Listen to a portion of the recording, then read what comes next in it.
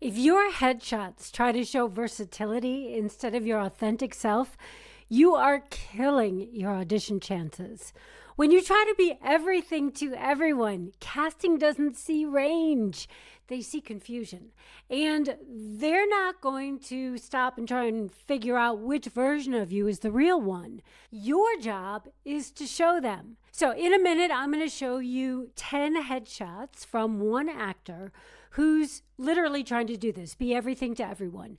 There is a much better way to get casting to appreciate your talent.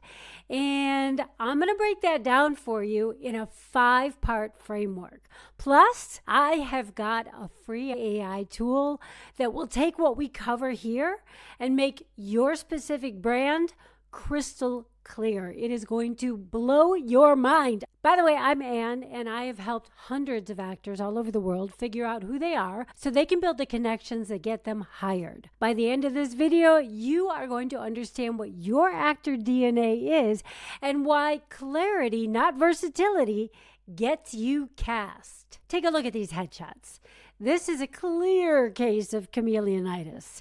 She's trying to prove she can play anything, but you know what I see? A really talented stylist and photographer.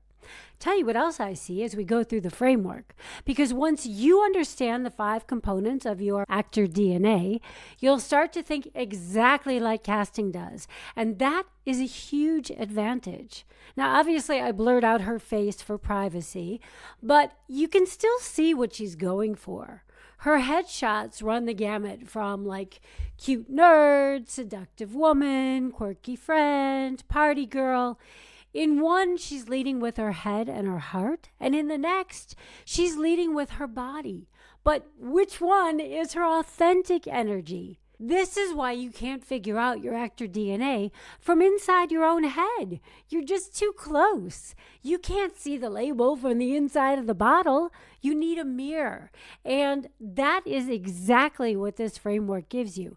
Because just like real DNA is made up of a specific sequence of letters, so is your actor DNA.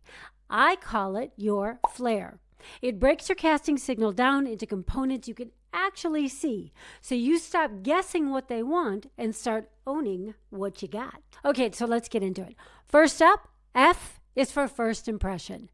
This is the vibe you give off instantly, before you even open your mouth.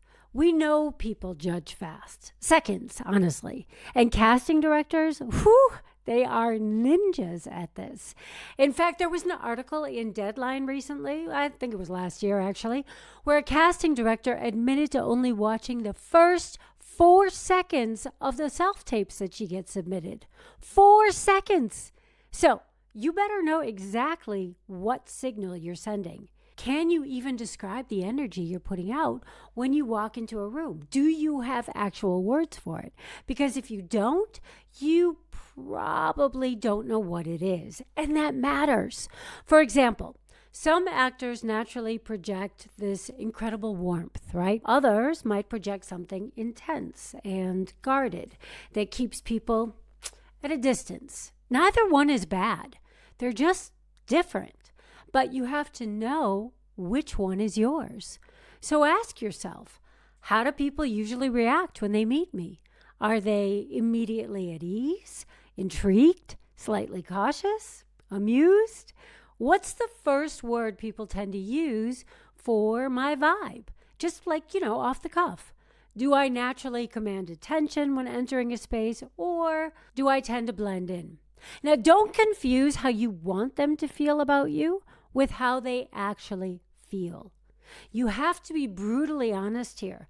Not who do I want to play, how do I want to be seen, but who actually walked into the room.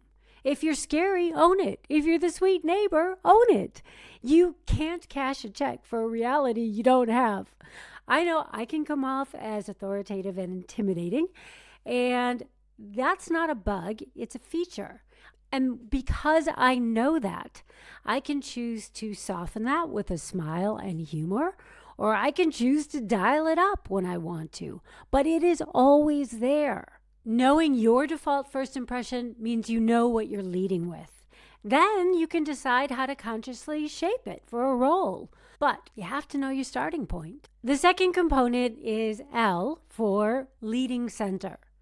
This is your physicality. This is where in your body you tend to lead from.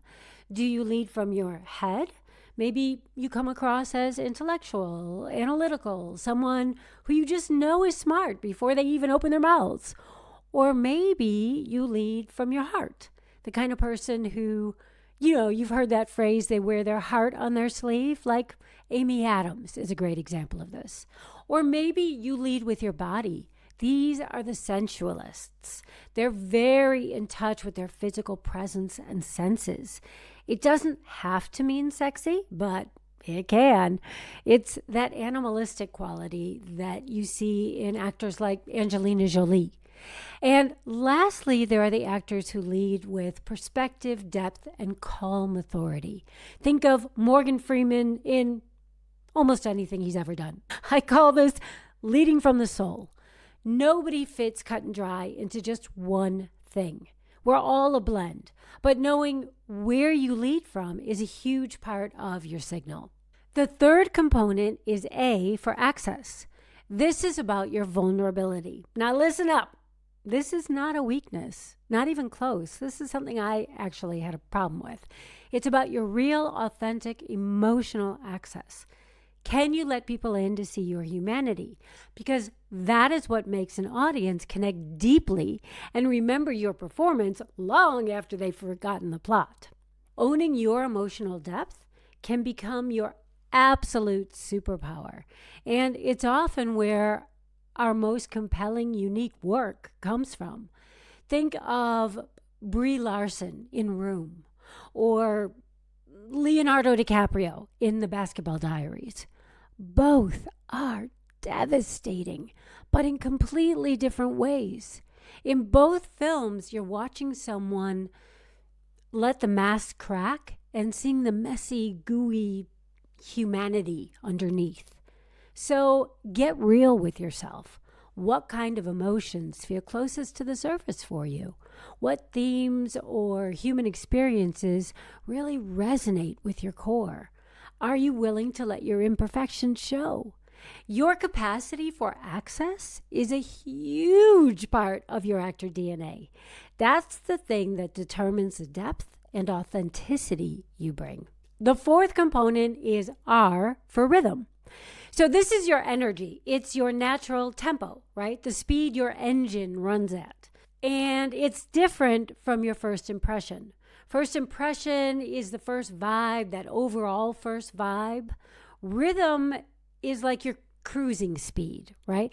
Compare someone who enters a room buzzing, talking fast, reacting quickly, like a really overblown, exaggerated example of this would be Ruby Road in The Fifth Element, or Robert Downey Jr.'s Sherlock Holmes, versus someone who feels more calculated and deliberate, like Hannibal Lecter.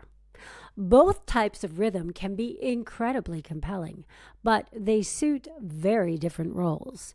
So which one is naturally yours? Casting doesn't care if you're fast or slow. They just care if it matches the script. So if you're naturally a Prius engine, well, then stop trying to play a Ferrari, okay?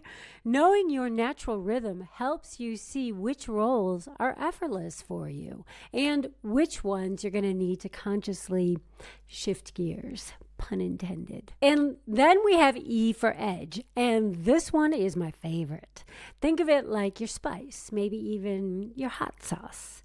It's those distinctive qualities that make you specifically intriguing and maybe not always conventionally nice. It's what keeps you from being boring and vanilla. So what is that thing for you? Maybe it's a razor sharp wit or an intensity simmering just below the surface.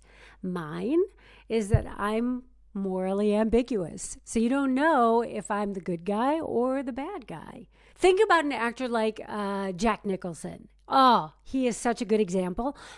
His intellect is scary, but he combines that with humor in a way that only he can. And that's his edge. It makes him very specific. Here's how you find yours. What do people say about you that you think is exaggerated? What quality do you have that makes some people feel uncomfortable? What's the thing about you that's either too much or not enough, but never just right? Trying to smooth that over to be whatever you think casting directors want? Look, it's just going to make you boring and forgettable. So don't be afraid of it. Lean into it. So what's your edge? Let me know in the comments, because I am about to show you what happens when you try and hide it. Okay, remember those 10 headshots from the beginning? All right, now that you know your flair, here's what I actually see when I look at these. Her first impression across almost all of these is the same. It's controlled, precise, intelligent. Even without seeing her face, look at her body language. Look at the shoulders. They're tight. They're held high in almost every shot. She's leaning back. Even when she's trying to play seductive or warm, she looks guarded. Her leading center, where the energy lives in her body, she leads from her head. We can't see her eyes, but look at the neck and the chin. There's like a stiffness there. She's holding her head like a control tower. The energy isn't dropping into her body. It stays upstairs. Her access, her vulnerability, her ability to let us in, it feels a little blocked. Look at the fun party girl or the quirky friend shots. She isn't actually having fun. She's posing as someone having fun. It's static. She's thinking about the pose, not the moment. And her rhythm, her natural tempo, it looks very deliberate and contained. Her edge, though, it's that sharp analytical quality. Like she's already 3 moves ahead of you. And here's the reality check. Your leading center, it's not a costume. You can't just swap it out like a leather jacket. Even our favorite actors are always some version of themselves. And because she's ignoring her head energy to play these other types, the head energy is bleeding through anyway. It just looks awkward. The roles that she would be perfect for, the sharp as a blade journalist or the chess player attorney, those aren't here. Instead, she's hiding the exact thing that makes her castable. And she's losing out on all fronts because she's not getting seen for the roles she's actually right for.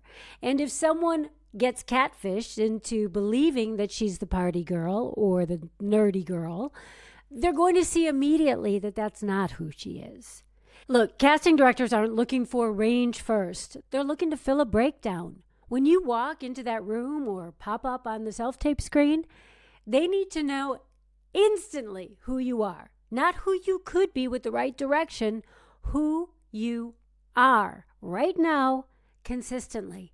That's not a box. That's a strategy. Because once they trust that you understand your actor DNA, then they let you show your range. But without that clarity, you're just confusing. And confused minds don't cast. They move on. But here's the thing. You can't just sit down and think your way into this clarity. You're biased. We all are. When you look at your own work, you see your intentions. You see your training. You see your soul. Casting doesn't see any of that. They just see the type. You need to stop analyzing yourself with your heart and start looking at your patterns with cold, hard data. Let me introduce you to the Actor DNA Decoder. Let me show you how this works. First, I pulled up the Actor DNA Decoder and I got brutally honest with myself. I fed it my descriptive adjectives, my career goals, my experience, my archetypes, and a couple of other things, and then I hit decode to see what makes me tick. And honestly, the result kind of hurt my feelings. Okay, here's what I'm seeing. This is kind of like heart run, like gets to the heart and soul of everything. So it says you keep using words like maternal, nurturing, funny, unconventional, but every woman you're drawn to is a storm system wrapped in competence. They all insist they're holding a family together while quietly bulldozing the emotional landscape. Ouch! Your objectives say warmth and rebellion. Your characters say control and exposure. You lead from the head with a heart override. You think you're nurturing, but your gravitational pull is women who weaponize care, women who know they're the center of the room and pretend they aren't. Ooh, okay, so I just got chills. You present as nurturing, but you're drawn to women who protect themselves through control. That's embarrassing, but it's true. Okay, so go do this yourself, and I will see you back in the video. I'm just standing with my nose up against the mirror. You can't see the whole picture if you're that close. Knowing your actor DNA, though, is only half the battle. I see this constantly. It's the most frustrating place to be. Actors get crystal clear on their brand. They dial in their headshots, their reel, their bio, and they are still not getting auditions or working. Why? Because they're all dressed up with nowhere to go. If you are a trained actor with a clear brand and you still aren't booking, you're not unlucky. You're isolated. You are just missing the access. And clarity without access is just expensive self-awareness. You need to know how to take this specific actor DNA you just uncovered and get it in front of the people who actually hire. And that is a completely different skill set. So start here. First, grab the Actor DNA Decoder GPT. The link is in the description. It will give you the clarity you need to stop guessing how to describe your brand. But once you have that clarity, then you need to solve the access problem. And I made this video right here to show you exactly how to build relationships with people who can get you booked without feeling awkward or desperate. Okay, so first get your clarity, then click here, and I will see you in the next video.